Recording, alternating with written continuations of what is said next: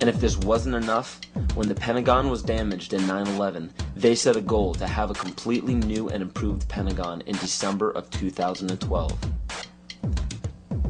So Codex Alimentarius goes into effect at the end of 2009, which gives it 3 years for the Codex regulations on food to create billions of preventable diseases and deaths. When citizens of every nation are dying of starvation and diseases and fear for their lives because of global warming and major catastrophes, they will do what the public has been proven to do in times of great peril. They will beg for their government to step in and do something. How are they going to get you to join the new economy? They're going to say, we have a solution. You see, one of the tricks of the Illuminati is they create a problem and then they provide the solution when you beg them to. And pray tell, what will the United Nations suggest when there's a global problem? They will demand a global government, a new world order, exactly as the Maya, Hopi, Kali Yuga, and many other pagan civilizations prophesized. By 2012, the Kyoto Treaty, Agenda 21, Codex Alimentarius, and the new Pentagon will be fully operational to enforce a new world order. And the new world religion is obvious. We will all worship the earth, Gaia, the mother goddess we saved from extinction from global warming. We will be told that to keep from repeating the mistakes that we made in the past, we must hold the earth in higher regard than humans, just as pagan traditions require.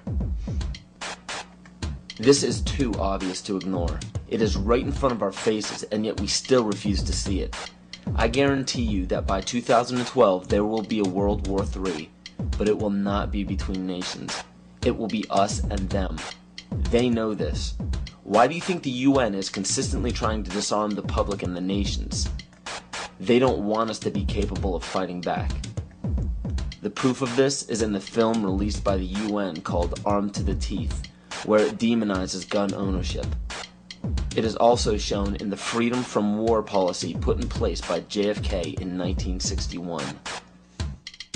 President John Kennedy went to the United Nations September 1961, and he presented the United States program for general and complete disarmament in a peaceful world during a speech, and he said, this is the official program of the United States of America. It's a disarmament program. It calls for the United States to turn over its military to the United Nations.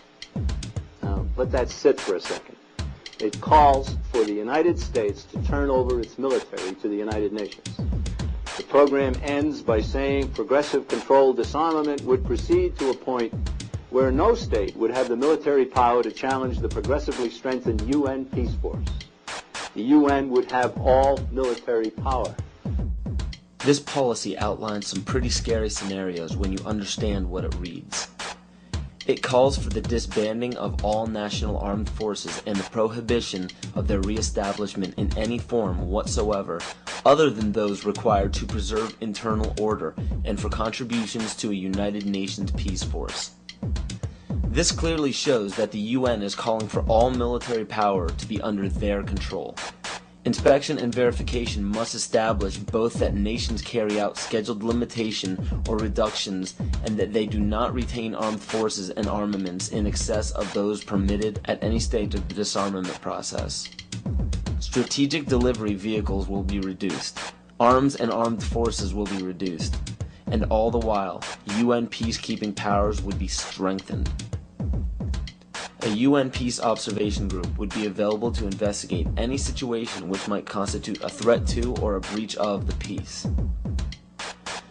Establishing of a permanent international peace force within the United Nations, and depending on the findings of an experts commission, a halt in the production of chemical, bacteriological, and radiological weapons, and a reduction of the existing stocks or their conversion to peaceful uses. Peaceful uses of biological, chemical, and radiological weapons? Do you see how they are perverting the word peace and making this policy sound unilaterally good? There is no other way to read this publication. It clearly states that all nations will hand over their military forces to a global United Nations military.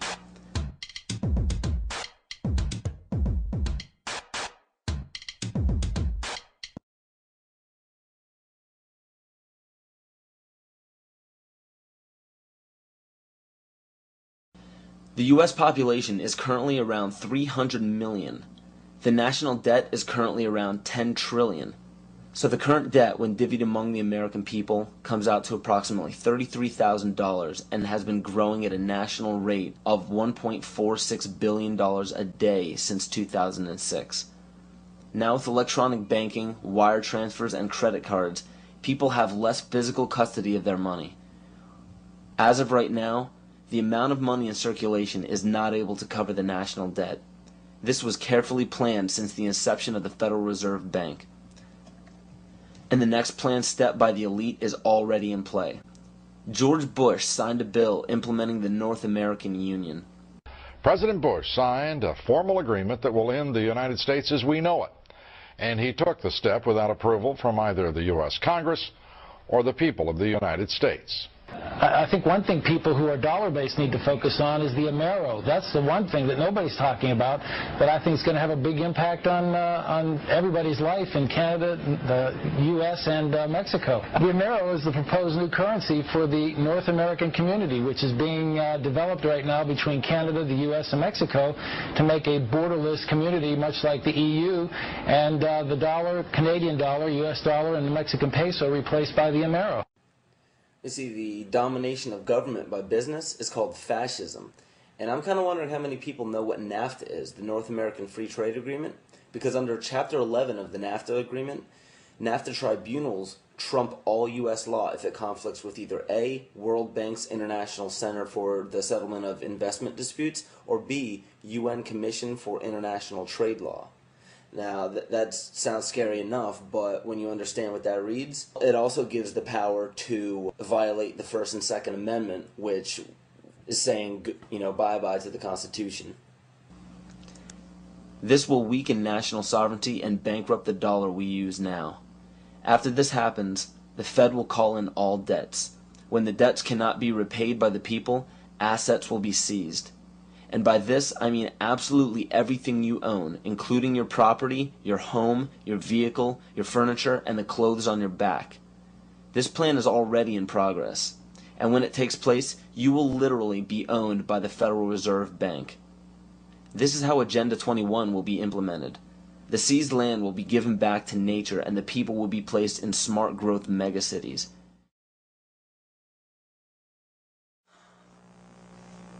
So what are we to do? There is an overabundance of information out there for anyone to see pertaining to why this situation seems so hopeless and out of our control. But in all honesty, there is even more information out there about how to protect ourselves. The only problem we face is that most people don't know how to apply this information to their own lives, and rarely anybody takes the time to spell it out for us. There are many great teachers out there. Teachers who have dedicated their lives to protecting the people who need protecting the most.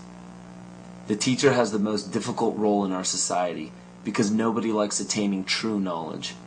True knowledge encompasses all aspects of existence, good and bad. Most others do not. Hearing true knowledge upsets people because it implies that we were wrong at one point in our lives. And another character flaw is our desire to apply absolute truths to unstable foundations in our life. When we do so, we build a structure that we hope will define us best when we're reaching the end of our life on earth. So everything we think we are, everything we tell others we are, everything we base our life-changing decisions off of, is all depending on a foundation that could crumble at any moment. And because we've been told our entire lives that there are certain guidelines and mores we must follow to be a decent human being, we deny everything that may pose a threat to our unstable foundation. This is why we despise true teachers. We lump these teachers into the same category as terrorists.